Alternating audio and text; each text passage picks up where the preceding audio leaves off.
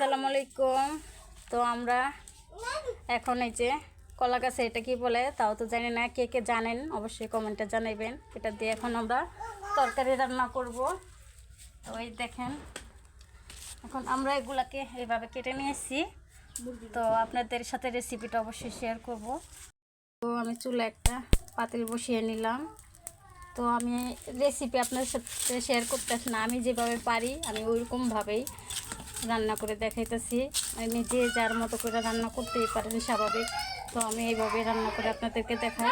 এই তো আমি এখন পেস্ট কুচি, কিছুটা রসুন কুচি এভাবে দিয়ে দিলাম। তো এই তো পেস্টটা ভাজা হলে আমি কিছুটা এলাচি দারচিনি এখানে দিয়ে দিলাম। এখন কিছুটা পানি অ্যাড করে দেবো সেখানে। তো আমি এখানে আদা রসুন বাটা কিছুটা দিয়ে দিয়েছিলাম, তো আপনাদের সাথে শেয়ার করতে। এখন আমি ধনিয়ার গুঁড়া দিয়ে দিলাম, কিছুটা হলুদের গুঁড়া, কিছুটা মরিচের গুঁড়া। আপনারা আপনাদের মতো পরিমাণ মতো দিয়ে দিবেন। তো আমি এইভাবে দিয়ে নিলাম। কিছুটা লবণ দিয়ে দিলাম এখানে। এই তো ভালোভাবে মশলাটাকে আমি কষিয়ে নিতেছি। তো মশলাটাকে যত ভালোভাবে কষিয়ে নেবেন তরকারির স্বাদটা ততই ভালো আসবে।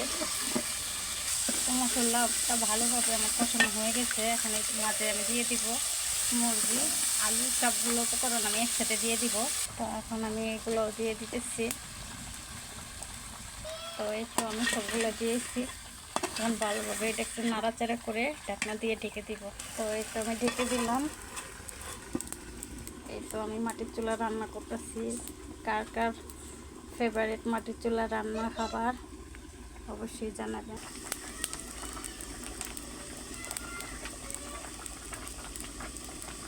এই তো তরকারিটা ভালোভাবে আমি কষিয়ে নিয়েছি। তো এখানে এইভাবে আমি ভালোভাবে কষিয়ে নিয়েছি তরকারিটা। আমি এখন এটাকে আমি এটার ভিতরে আমি কিছুটা পানি অ্যাড করে দেব সিদ্ধ হওয়ার জন্য। তো এই তো আমি এখন পানি পরিমাণ মতো পানি অ্যাড করে দিলাম। এই তো দিয়ে দিলাম, এইভাবে আমি পরিমাণ মতো পানি দিয়ে দিয়েছি। তো ঢাকনা দিয়ে এখন আমি ঢেকে দিব। এই তো এখন আমি ঢাকনাটা উঠিয়ে নিব, দেখি তরকারিটার কী অবস্থা। তো এই তো তরকারিটা আমার হয়ে আসছে। কিছুক্ষণ পরে এটাকে আমি নামিয়ে নিব। তো এই তো আমার তরকারিটা রান্না শেষ। তো কেমন হলো সবাই অবশ্যই জানাবেন। তো ভিডিওটা এই পর্যন্তই। আল্লাহ হাফেজ।